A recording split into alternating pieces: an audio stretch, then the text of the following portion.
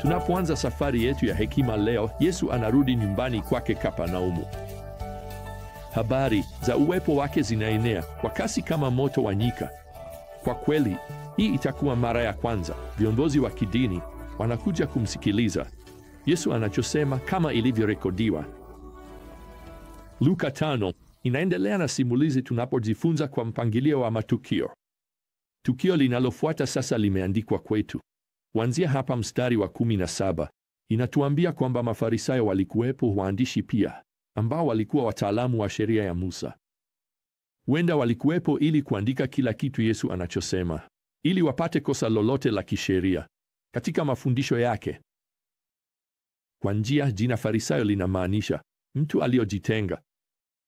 Unaona, katika kipindi cha miaka 400 kati ya Malaki na Mathayo, ile miaka ya kimya ambapo Mungu hakuongea, kundi hili lilikuwa limepata umaarufu kama watu waliokuwa wamejitolea sana kwa sheria ya Musa. Shida ilikuwa kwamba waliongeza sheria na kanuni elfu nyingi juu ya ile sheria ya awali. Wacha nikupe mfano. Sheria ilihitaji kwamba hakuna kazi ifanyike siku ya Sabato. Lakini swali likatokea, ni nini hasa kinachochukuliwa kama kazi? Hivyo Mafarisayo waligawanya kazi katika makundi 39, na kila kundi lilikuwa na maelfu ya sheria zilizotungwa na binadamu. Kwa mfano, kubeba mzigo bila shaka kungehesabiwa kama kazi, lakini ilibidi waeleze, unajua kitu gani hasa kinachofanya kitu kiitwe mzigo? Hivyo wakabishana, je, ni kubeba mtoto? Je, ilikuwa ni kuinua na kuhamisha kiti? Na kwa njia, ni chakula kiasi gani kingeweza kuhesabiwa kama mzigo? Hivyo wakaamua, kama unaweza kufikiria kwamba ungeweza kunyanyua hadi mdomoni mwako maziwa ya kutosha kwa funda moja, na hiyo isingehesabiwa kama mzigo, au ungeweza kunyanyua chakula kwenye kijiko chako kisichozidi uzito wa tini moja iliyokaushwa. Sasa hebu nikuambie, tini moja iliyokaushwa huenda ilikuwa na uzito mdogo sana kuliko donati moja iliyofunikwa na chokoleti. Kwa hiyo singekuwa mfarisayo mzuri, hasa siku ya Sabato. Sasa hawa Mafarisayo wote na waandishi wamekaa ndani ya hii nyumba, wanangoja kumkamata Yesu akifanya kosa dogo tu la sheria.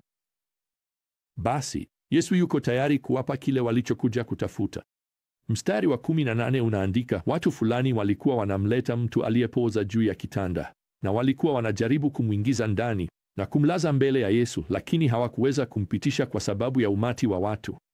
Hivyo wakapanda juu ya paa na wakamshusha pamoja na kitanda chake kupitia vigae hadi katikati mbele ya Yesu. Sasa kulingana na Mafarisayo, ulemavu wa mwili ulikuwa ishara ya kutoridhika kwa Mungu. Hivyo wakati huyu mtu aliyepooza anashushwa na anafika chini, Mafarisayo na waandishi kwa kweli hawakumjali hata kidogo.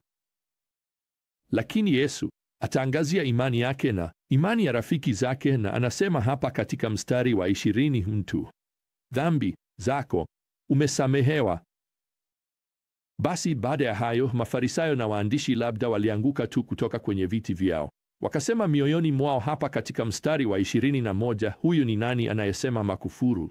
Ni nani anayeweza kusamehe dhambi isipokuwa Mungu peke yake? Sasa hawakusema haya kwa sauti, walisema ndani ya mioyo yao. Kwa hiyo fikiria mshangao wao Yesu alipoonyesha kwamba anaweza pia kusoma mawazo yao. Mstari wa 22, kwa nini mnauliza maswali mioyoni mwenu? Ni lipi rahisi kusema, dhambi zako umesamehewa, au kusema simama utembee? Basi ni wazi kwamba ni rahisi zaidi kumwambia mtu dhambi zake zimesamehewa. Nani athibitisha?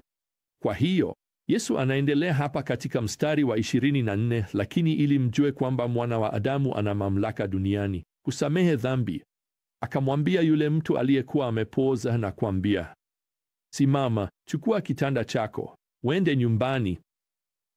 Na mara moja akasimama mbele yao, akachukua kile alichokuwa amelalia, akaenda nyumbani, akimtukuza Mungu.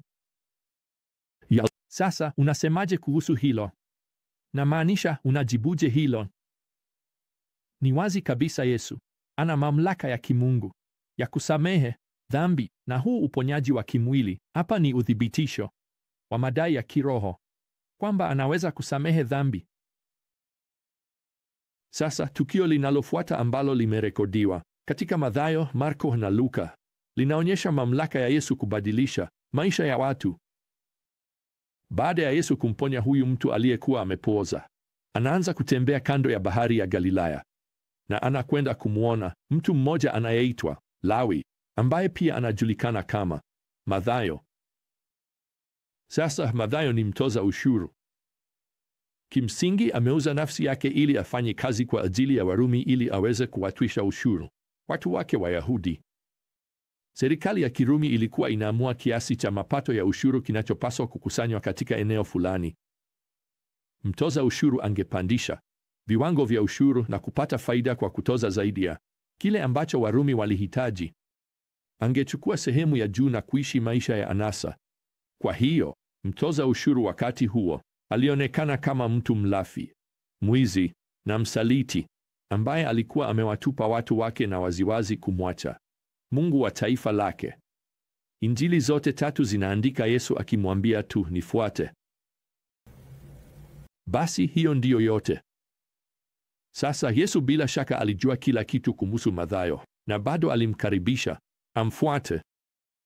Mstari wa 28 katika Injili ya Luka sura ya 5 unasema hivi, naye akaacha yote, Mathayo akainuka na kumfuata. Fikiria hilo.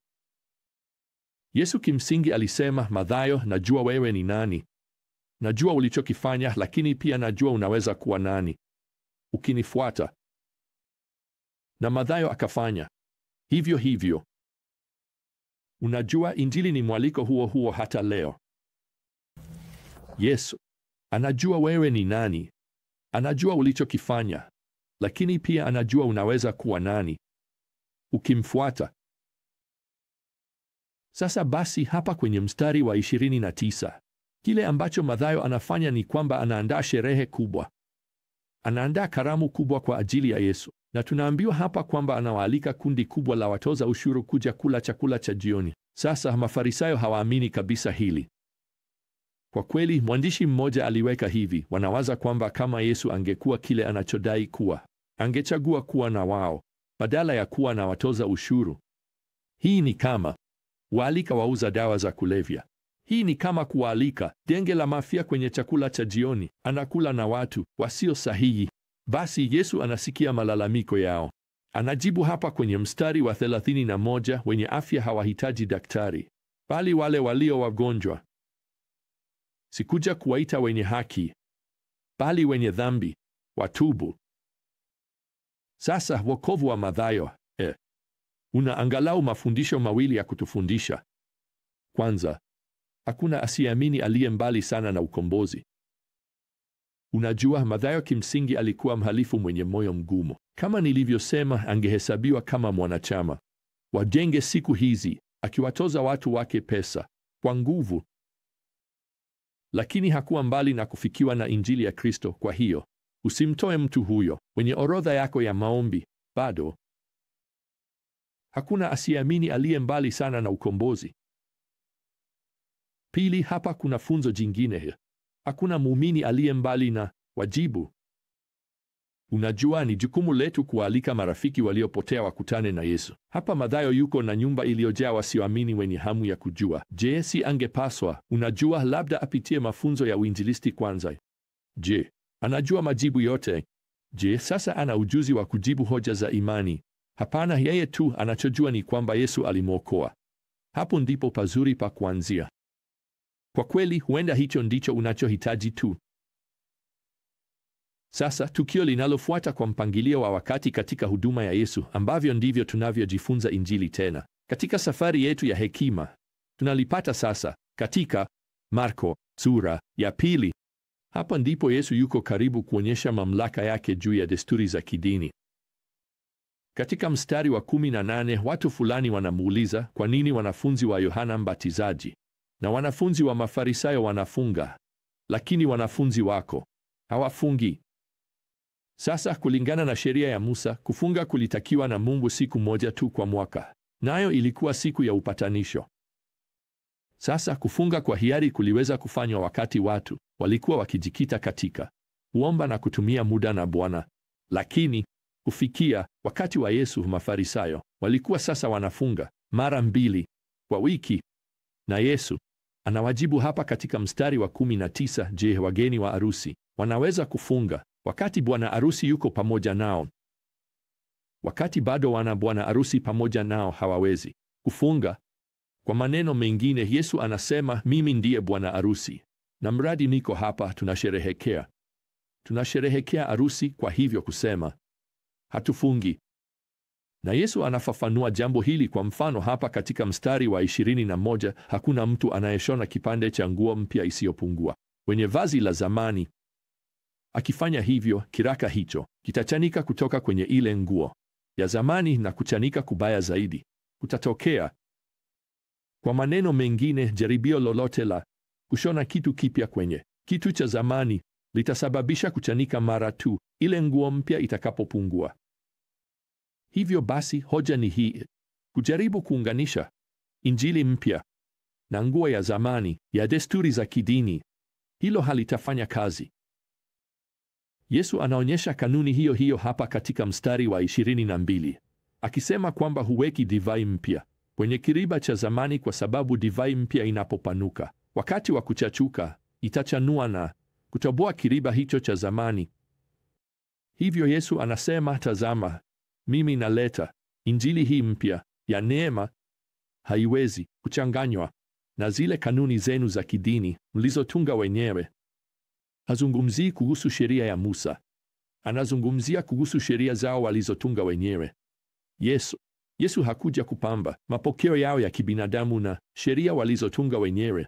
Wapendwa, Yesu anatambulisha kipindi kipya cha neema. Hatuji tena kwa Mungu kupitia dhabihu na taratibu za kidini, sivyo? Sasa tunamjia Mungu kwa imani pekee katika kazi iliyokamilika ya Kristo pekee. Usiongeze chochote kabisa kwa Kristo peke yake.